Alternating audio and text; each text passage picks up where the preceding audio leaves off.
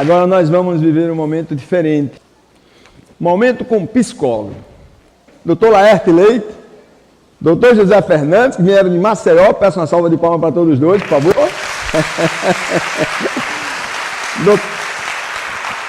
Doutora Márcia, vocês já conhecem. Doutor Márcio Henrique, vocês conhecem. Então, nós vamos fazer um momento com o psicólogo, nesse primeiro momento, apenas com os profissionais da área da saúde, para que vocês possam entender o que é que o Laerte, psicólogo, terapeuta de família, há 44 anos, vai expressar a sua opinião. Por favor, doutor Laerte, doutora Márcia, doutor Zé Fernandes, vou colocar essa responsabilidade da primeira pergunta em você. Porque doutor Zé Fernandes, se você não sabe, é cardiologista, geriatra, pois trata do pacientes em home care há muitos anos. Então, ele não só como médico, intensivista, cardiologista e geriatra, ele convive com as dores das famílias, com seus pacientes já em cama, já no leito. Por favor, o que é que você poderia nos ajudar e contribuir para esse evento maravilhoso? Perguntar para esse cara super competente, doutor Laerte Leite. Inicialmente, boa tarde a todos. Agradecer a organização desse evento, de uma forma extremamente lúcida e necessária, trouxe para vocês esse tema. Antes da gente fazer a pergunta propriamente dita, é preciso que a gente diga que realmente essa doença é extremamente importante no mundo atual. Nossa população está envelhecendo. Para você, viu? E a tendência do número de Alzheimer aumentar é muitíssimo grande. Hoje se estima 15% da população idosa tem Alzheimer. Tá certo. Até os 60. Quando se parte para os 80, essa incidência passa para 40%.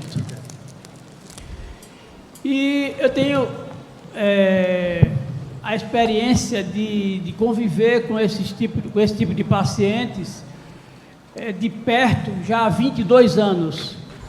Nós montamos o home care em Maceió pela Unimed, que foi a primeira empresa norte e nordeste que implantou o home care. E eu dizia para o doutor Laerte agora há pouco, quando nós conversávamos essa atuação em home care, a doença preponderante era o AVC. Era o AVC. Hoje é o Alzheimer. Rapidamente a gente pensa nos dias atuais. Hoje eu passei visita em 6 pacientes pela manhã. Dos 6 pacientes, 5 eram Alzheimer. 5 eram Alzheimer. Eu falei esses 6 porque geralmente na segunda-feira eu vejo os pacientes que estão em regime de internação domiciliar. Internação domiciliar é aquele paciente que tem a enfermagem em casa 6, 12 ou 24 horas. E na segunda-feira eu vejo esses doentes internados porque logo eu me coloco em dia sobre aquelas intercorrências do final de semana. E dos 6 que eu vi hoje, 5 eram Alzheimer. Então realmente é uma coisa extremamente importante que nós conheçamos essa doença na sua maior amplitude possível. E no paciente de Alzheimer nós temos uma equipe multidisciplinar em que temos o médico, o fisioterapeuta, a psicóloga, nutricionista. Então é uma equipe completa que cuida desse paciente. E um detalhe que chama a atenção é que essa doença, Alzheimer, não pode ser doença de um filho só. O Érico já tentou colocar isso para vocês. Não é doença de um filho só. É uma doença que envolve toda a família. Então é preciso que todos os familiares estejam realmente tendo conhecimento do passo a passo que essa família produz. E o doutor Laerte, com a sua experiência, eu perguntaria para ele: qual seria a maneira mais confortável, a maneira menos estressante de a família lidar com essa patologia? Boa tarde. Primeiro, eu quero parabenizar a escola por ter aberto esse espaço. Segundo, porque vocês estão aqui. Eu sou terapeuta de família há 44 anos. Eu acompanhei toda a chegada do Alzheimer nas famílias. Está chegando. Quanto mais idosos nós tivermos no Brasil e no mundo, mais Alzheimer nós vamos ter. Se não tiver amor na família, se não tiver amor dentro da escola, vai ser difícil a gente cuidar do Alzheimer. E nós vamos ter, como antigamente, os manicômios cheios de pessoas com doenças de Alzheimer abandonadas, como nos asilos já temos algumas, que são dopadas e ficam lá na cama deitada, os parentes não visitam mais. Homens e mulheres com Alzheimer não diagnosticada, porque são dopados para ficar abandonados, como antigamente os doentes mentais ficavam. Hoje, os doentes mentais são tratados em ambulatórios, onde a família é reeducada a entender aquela doença, porque a doença mental a gente não entende até hoje. As pessoas têm medo do doente mental. E a gente quer se ver livre dele, porque a gente não sabe lidar. Aí, de repente, aparece o Érico e diz assim: onde houver amor, há a possibilidade de cuidar do Alzheimer. Eu li o primeiro, li o segundo e li o terceiro livro. O Érico tem uma qualidade que eu não vejo nos técnicos, nos cientistas. Ele consegue falar com vocês, como falou aqui, ele vai falar assim no livro. Então você entende, porque é a nossa linguagem do nosso dia a dia. Como lidar com isso? Olha, o Japão, eu adorava o Japão, porque eles tratavam o idoso como um ser especial. Ele se aposentava, ele ia ser supervisor, ele ia ser orientador, ele continuava trabalhando com a experiência dele, que ninguém tinha. O que aconteceu com o idoso lá no Japão, gente? Hoje está morrendo 30 mil pessoas por ano de suicídio. Um lugar que eu admirava a cultura. Sabem vocês quem substitui o idoso aposentado no Japão agora? Alguém sabe quem é que substitui? Alguém tem uma ideia aqui? Hein? Dr. Google. O Dr. Google hoje sabe tudo. Só que nem sempre ele sabe o que é bom. Ele às vezes ensina o que é errado.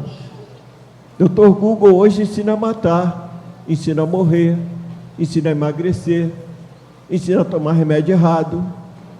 Antigamente, aquele idoso amava a sua cultura, e ele era amado pela cultura. Os vizinhos, as crianças, as empresas tinham o idoso como consultor. Hoje, a gente deu para o Google. As crianças cedo começam a usar tablet. Uma criança de 2 anos que usa tablet, ela vai ser autista. Se vocês não entendem o autismo, é uma pessoa que tem dificuldade de se relacionar com os seres humanos, ele se relaciona com os objetos. Uma criança de 2 anos que você dá tablet para ela, você vai ter um adulto com sérios problemas de relacionamento social. Já tenho recebido famílias com adolescentes com graves problemas de comportamento, porque o celular é o Google da casa deles, é o vovô da casa deles, é o papai da casa deles, onde a gente não respeita mais o adulto, porque parece que ele sabe menos que o Dr. Google. Aquele menino lá de Suzano, que matou o tio e depois foi matar os colegas, ele estava no submundo da internet, é um mundo negro, é o sujo, onde só fala maldade, só se ensina a matar, e ninguém viu que ele estava lá, porque nossos filhos estão sozinhos. A gente acabou de ver o Neymar aí, que todo mundo sabe, né? Arranjou essa namorada doida e publicou os nus dela. Tem namorado hoje publicando das suas namoradas para se vingar. A internet pode ser muito bem usada, mas se for educada, se vocês juntos, pais, filhos, irmãos, tios, buscarem aplicativos que ensinam vocês, né? Se você entra no blog lá do Érico, vocês vão entrar num lugar onde vai ensinar essas propostas de amor. né? Se você escuta sites que falam sobre doenças através dos médicos, você vai ajudar o seu filho. Criança de 3, 4 anos pode sim frequentar a internet, desde que sejam jogos educativos. O Laertinho, meu filho, que hoje está com 22 anos, ele, quando quis entrar na internet, eu ensinei um jogo para ele chamado The Sims. É um jogo que monta ruas, que monta parque, monta circo, e ele se divertia, pedindo para comprar mais e mais, né? E ele saiu da internet, dos jogos agressivos que nossos filhos entram, nas séries, que você nem sabe o que acontece lá nas séries. Ô, doutor Laerte, e o mais importante de tudo isso é que, se a família não ficar atenta a tudo isso, elas vão terminar a vida com Alzheimer, os filhos autistas na condição cibernética, e eu não vou conseguir ter amor, nem perdão, nem compreensão, para cuidar de mim mesmo. O que eu estou dizendo é que a IFAL deu essa chance da gente estar aqui conversando com vocês, e vocês estão recebendo isso. Mas como o Érico disse, não é para a gente simplesmente sair daqui e dizer, poxa, que legal. É a gente mudar de atitude dentro da casa da gente. O que o terapeuta de família faz é resgatar as relações emocionais dentro de casa. Porque o sentimento está apagado. Hoje nós temos um silêncio afetivo. Deixa eu só fazer uma pergunta aqui a vocês. Eu gostaria que vocês respondessem com sinceridade. Quem teve 2 abraços de verdade hoje afetivos, levanta o braço. 2. Quem teve 2? Teve muita gente abraçando aqui, viu?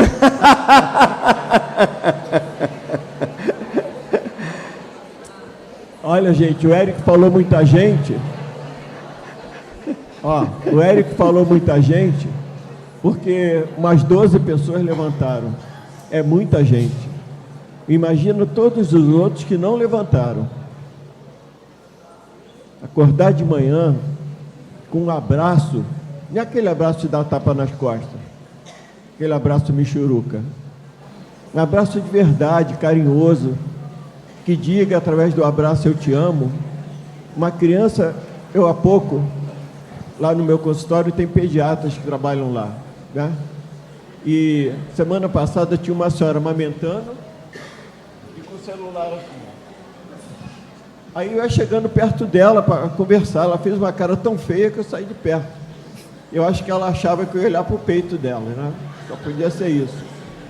Mas ela estava super ligada no celular e dando mamar a criança.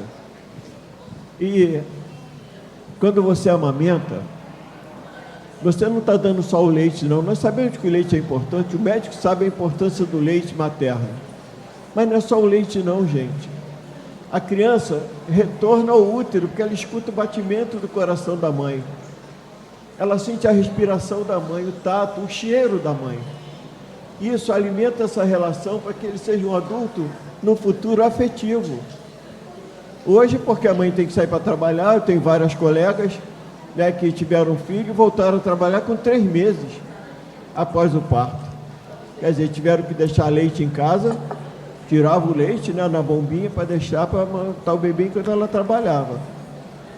Quanta gente tem que fazer isso e acaba deixando de amamentar, perdendo esse momento mágico, porque a sociedade requer que a mulher vá trabalhar o tempo todo. Doutor Laerte, nós não podemos esquecer uma coisa, o tempo não para. Exatamente. De repente essa criança está com 10 anos e você não estabeleceu o vínculo. Ô, O Laerte, doutor está me perguntando o que fazer. Precisamos devolver o amor para dentro de casa. Porque o Érico só conseguiu ser esse filho porque ele recebeu mesmo. Nós temos uma árvore genealógica do amor. O avô, o bisavô não amou a bisavó, a bisavó não amou o avô não amou o neto, e a gente está aqui sem amor. Nós fomos esvaziando a casa e nós fomos entrando eletrônico na casa. Para que esse lugar, onde o doutor vai visitar a pessoa no home care, né, é preciso que tenha uma família como a do Érico. Vocês devem ter observado como elas estão bem tratadas, cabelinho cortado, bem vestido. Elas são pessoas cuidadas. E a gente sabe que uma pessoa, qualquer doença que ela tenha, ela cuidada, quando ela se olha no espelho e se vê bonita, né? A Mércia falou, olha, eu sou bonita, e deu um sorriso.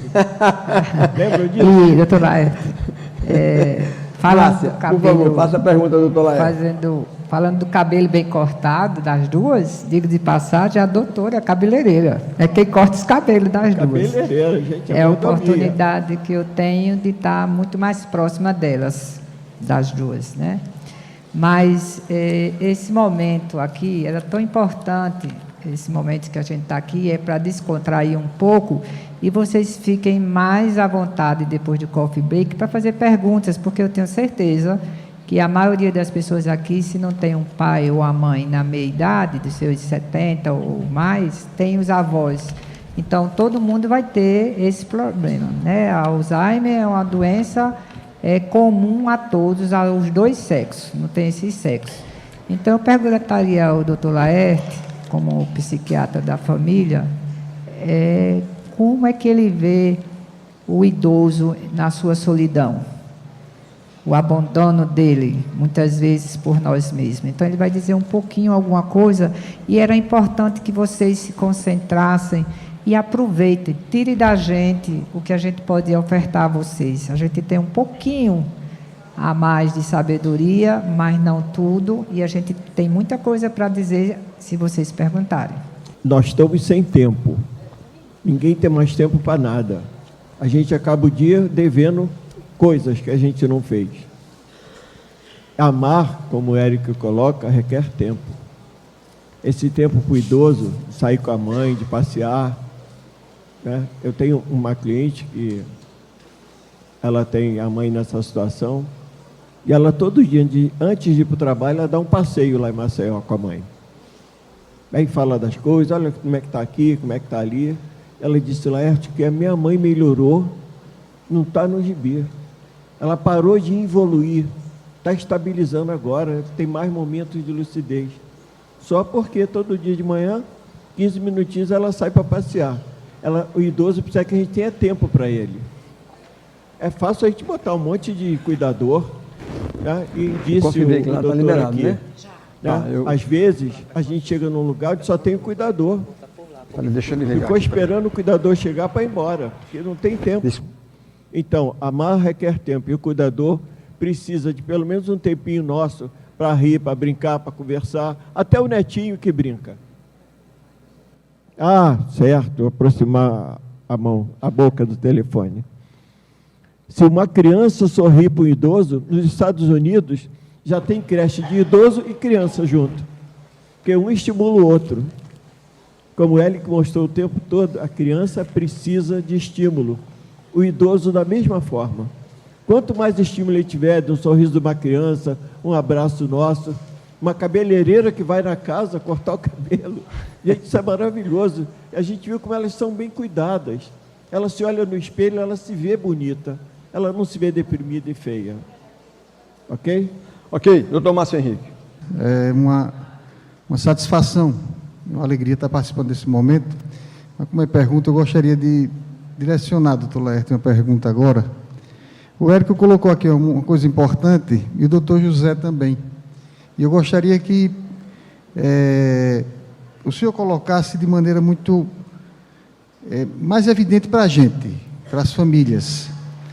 Primeiro, quando o Érico dizia, né, os nossos pais.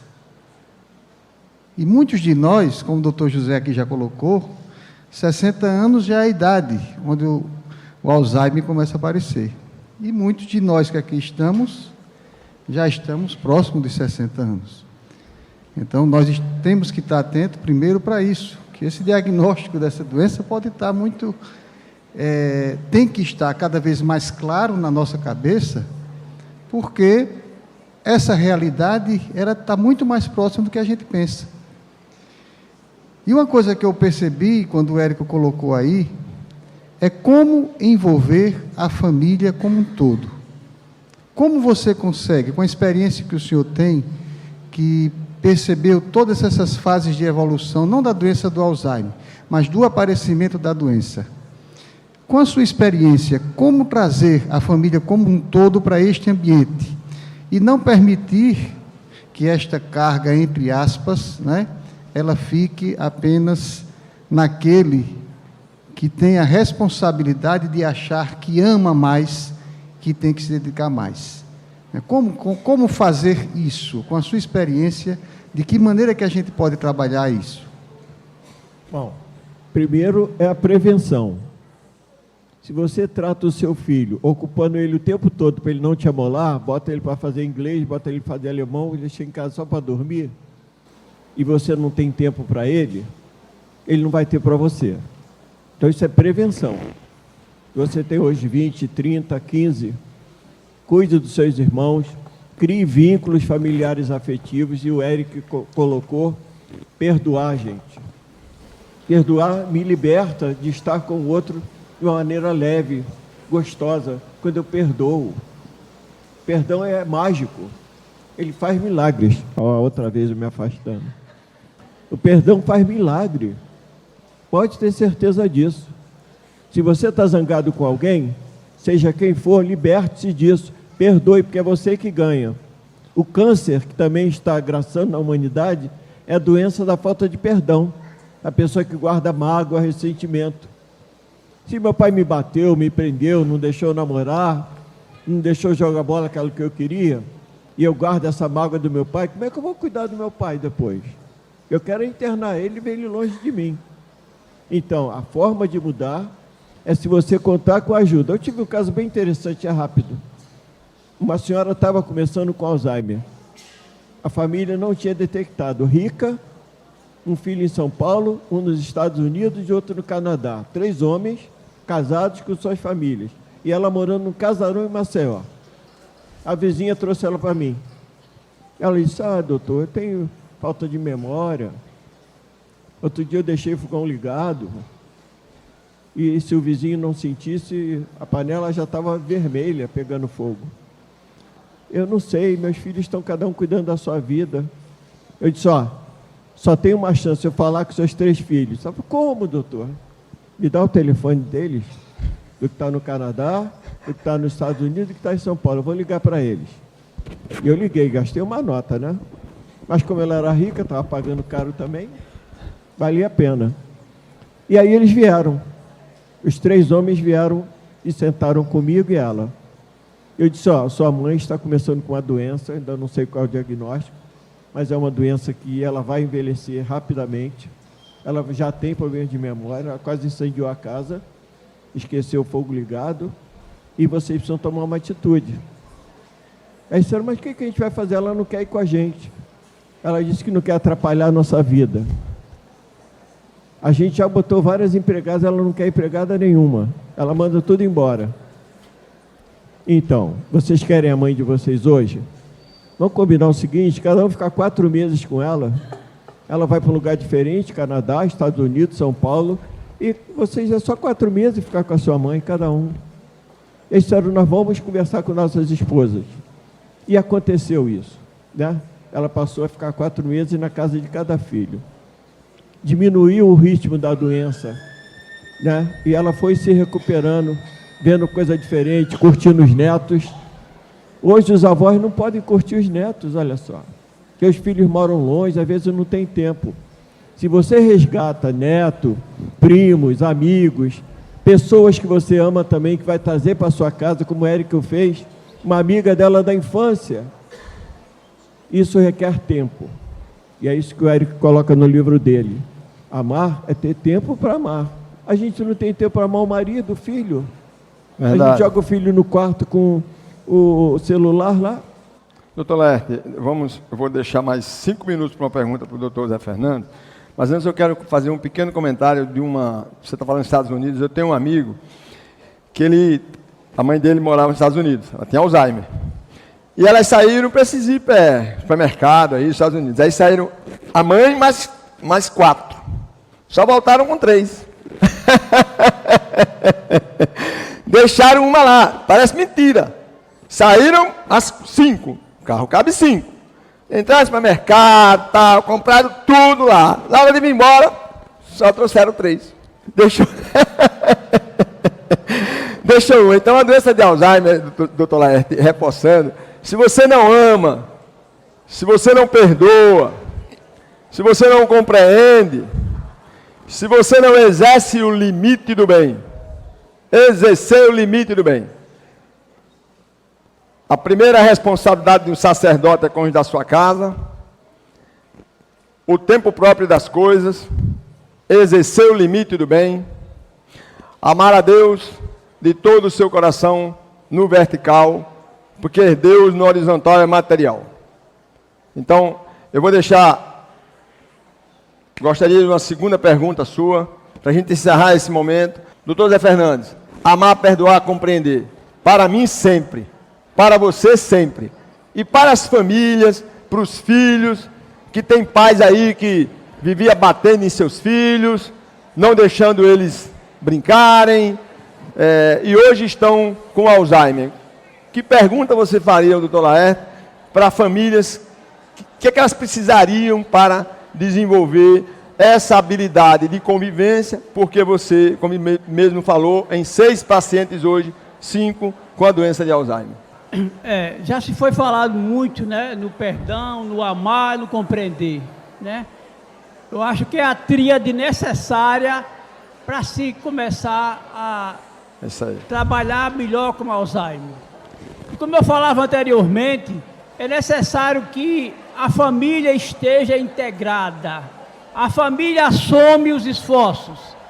Eu perguntaria ao nosso psicólogo como a família deve se comportar para lidar com o Alzheimer de maneira mais satisfatória possível.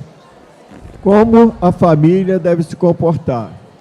Nós temos, e o doutor tem, uma equipe multidisciplinar.